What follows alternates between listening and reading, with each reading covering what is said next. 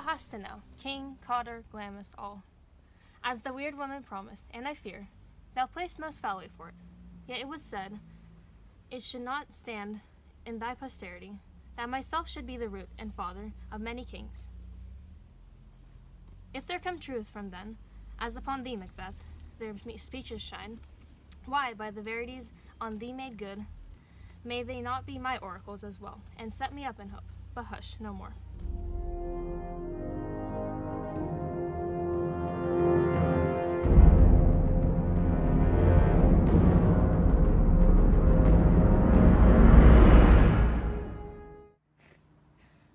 Here's our chief guest.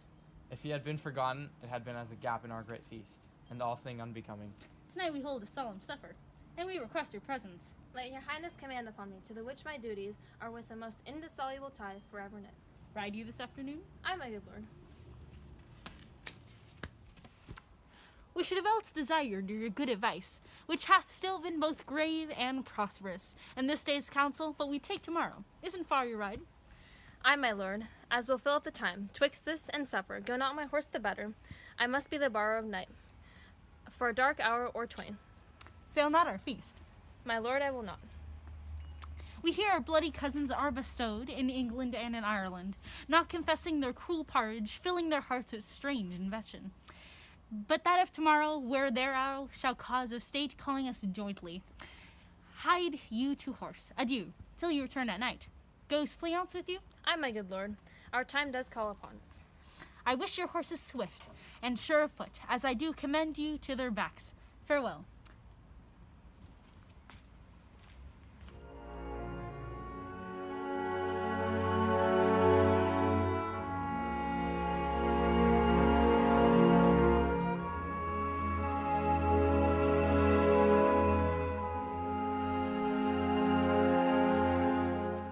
Sirrah, a word with you. Amend those men our pleasure. They are, my lord, without the palace gate. Bring them before us. If it be so, for Banquo's issue have I filed my mind. From then the gracious Duncan have I murdered, put rancors in the vessel of my peace, only for them and mine eternal jewel, giving to the common enemy of man to make them kings, the seeds of Banquo's kings.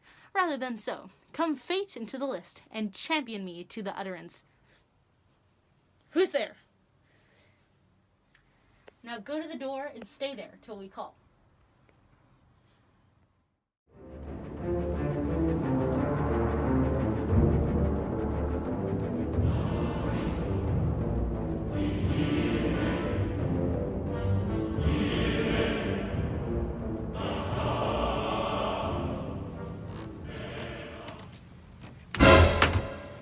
Was it not yesterday we spoke together?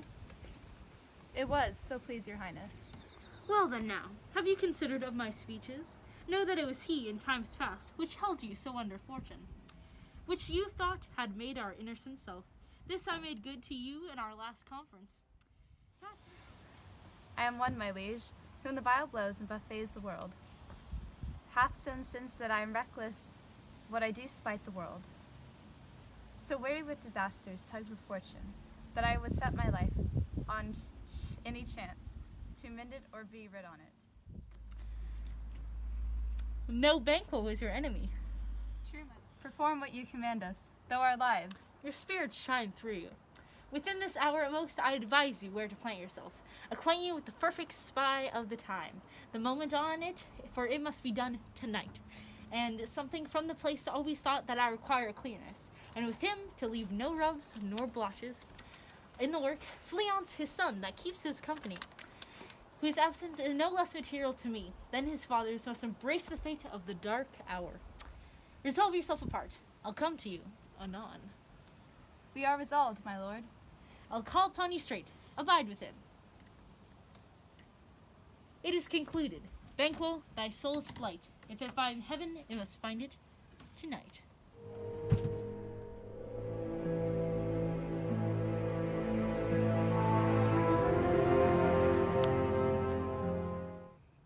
Is Banquo gone from court?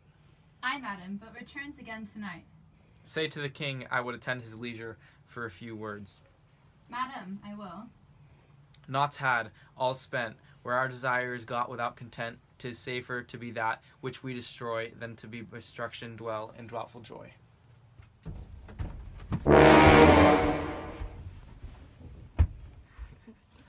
How now, my lord?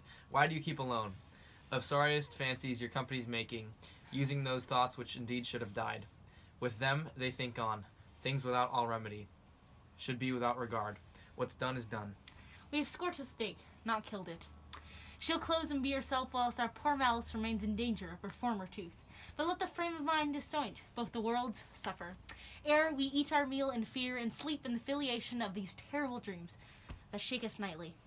Better be with the dead, whom we, to gain our peace, have sent to peace, than on the torture of the mind to lie on the torture in restless ecstasy.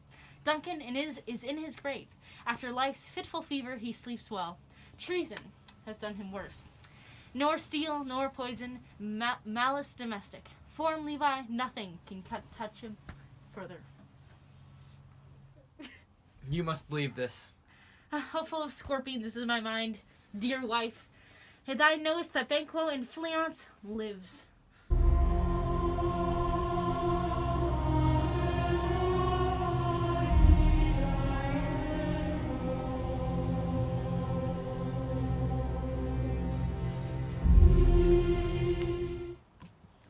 But who did bid thee join with us? Macbeth. He needs not our mistrust, since he delivers our offices, and what we have to do to the direct and just. Then stand with us. The west yet glimmers with some streaks of day. Now spurs the lated traveller's space to gain the timely inn, and near approaches the subject of our watch. It was not here. Oh! Then 'tis he, the rest, that are within the note of expectation already are in the court. His horses go about, almost a mile. But he does usually, so all men do, from hence to the palace gate, make it their walk. Alight, alight, 'tis he, stand to it. It will be rain tonight, let it come down.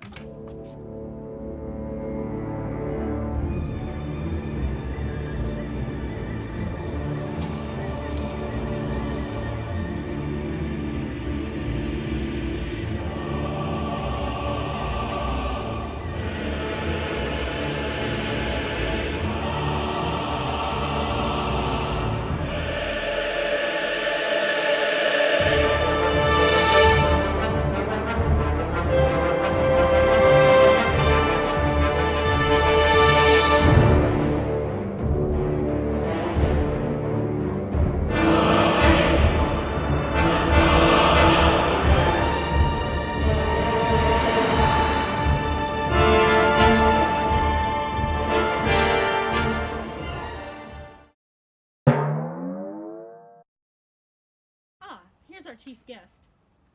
If he had been forgotten, it had been as if. If he had gone unforgotten, it had been as. Stop. Here's our chief guest. Oh my Joe. God, Joe. I'm going. Yeah. I thought. The tree's in my way.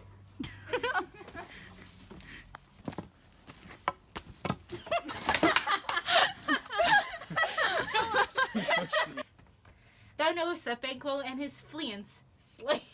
Is it Fleance? Okay, guys, ready? Joe, I'm walking here. Okay, Joe, stop. Joe! Joe! Okay. What are you doing? Okay, I'm walking. Joe, try to make him lick you. Don't lick me. You guys, put it together.